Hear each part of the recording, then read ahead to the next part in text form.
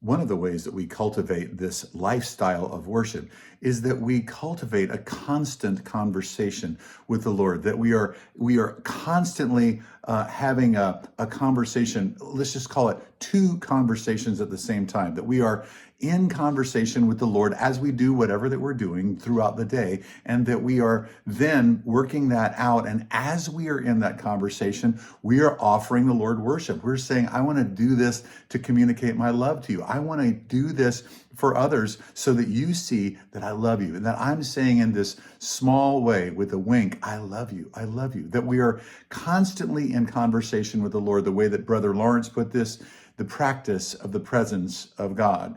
Jesus is the best model of this ever. And how Jesus operated was he was having two conversations at the same time, that he is actually looking for what the Father's doing. Here's what he says in John 5:19. He says, I tell you the solemn truth, the Son, that's me, Jesus is talking about, can do nothing of his own initiative, but only what he sees the Father doing. For whatever the Father does, the Son does likewise. For the Father loves the Son and shows him everything he does.